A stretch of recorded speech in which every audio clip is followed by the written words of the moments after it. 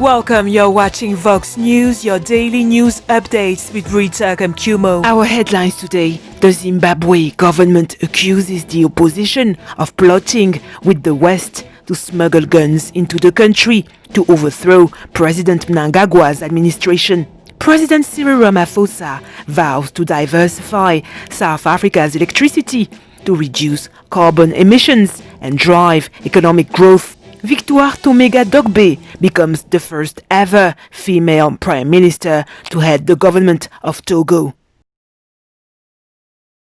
Our top story today: the Zimbabwe government on Monday accused the main opposition party, the MDC-Alliance, and some civil society groups of plotting with Western countries to smuggle guns into the country to overthrow President Emmerson Mnangagwa's administration. State Security Minister Owen Kube told the press that some Western governments were working with rogue elements to establish violent militia groups. Without going into details, the minister vowed that Zimbabwean authorities would take concrete steps to deal with the threats. The opposition is yet to comment on the government's allegations. Hundreds of teachers in Zimbabwe embarked on a fresh strike as schools reopened after 6 months of closure due to the coronavirus pandemic. The teachers decided to stay at home on Monday as school children resumed classes. They did not turn up for duty, and it's early days yet to come up with a conclusive position in terms of attendance. But the most important point is that teachers are not happy. Teachers can't survive. Teachers couldn't come to work. The striking teachers are demanding better working conditions and pay.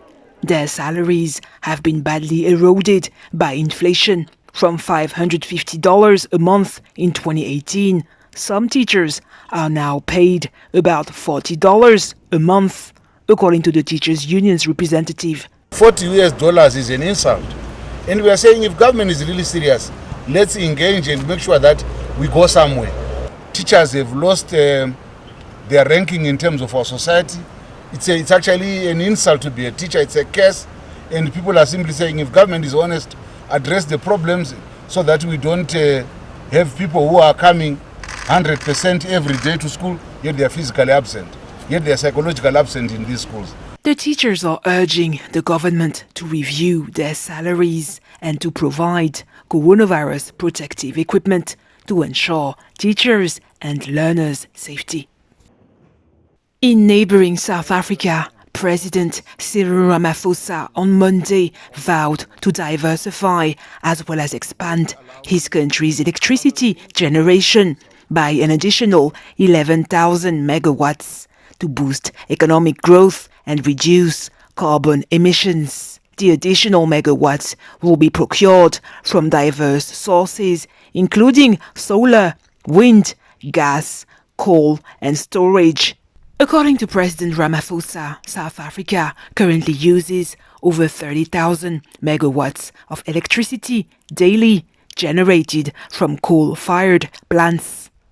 The continent's most industrialized economy has been experiencing widespread power cuts due to breakdowns of aging power plants that have hindered economic production. In Western Africa, the president of Togo, Gnassingbe, on Monday appointed the first ever woman prime minister to head the government. 60-year-old Victoire Gnassingbe replaces Komi Selom Klasu, who resigned last Friday.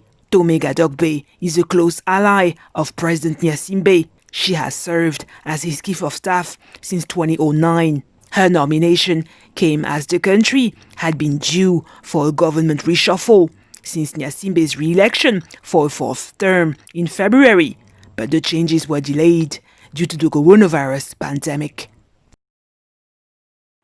Just like Togo, Mali chose a new prime minister to head its government.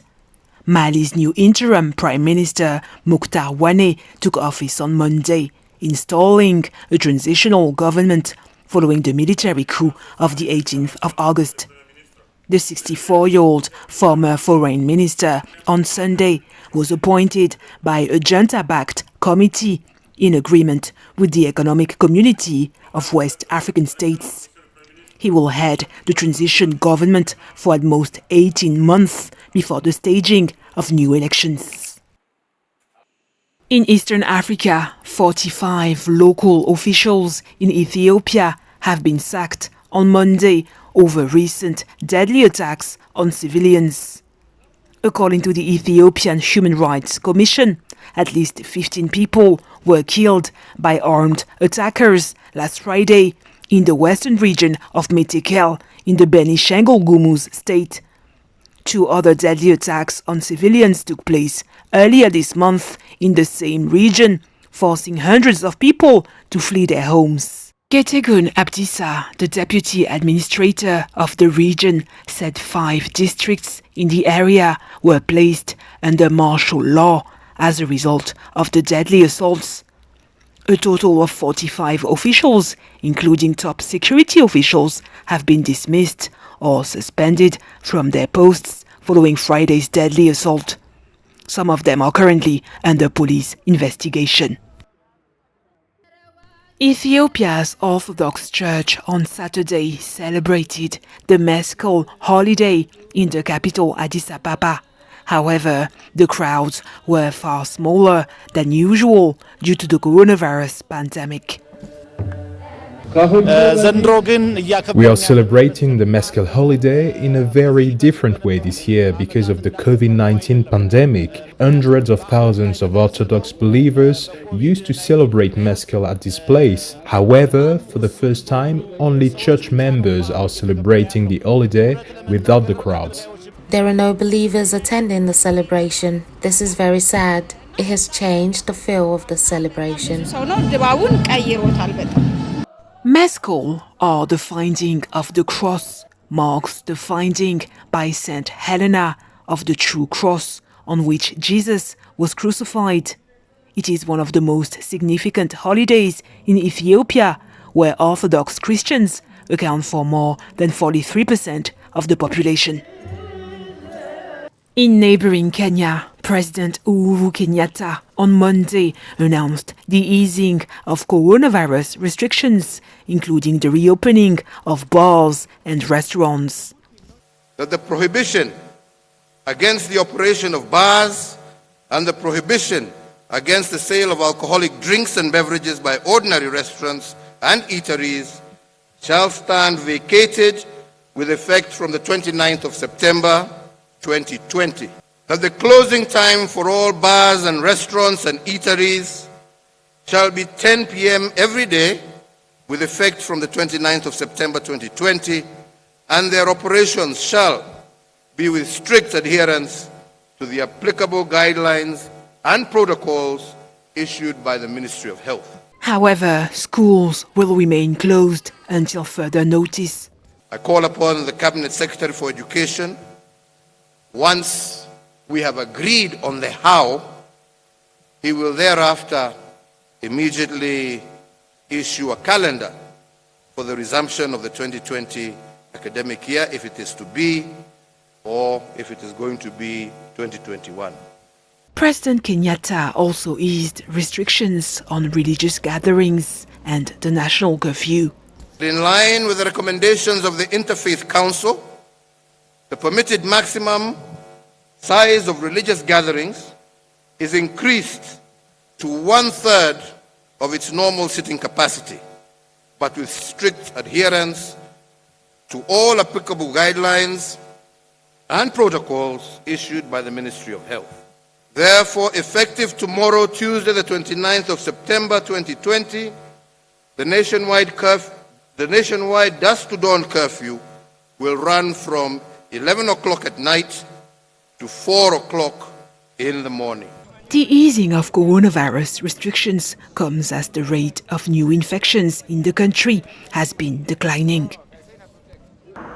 In Zimbabwe, 12 more elephants have died, bringing the number of fatalities from a suspected bacterial infection outbreak to 34.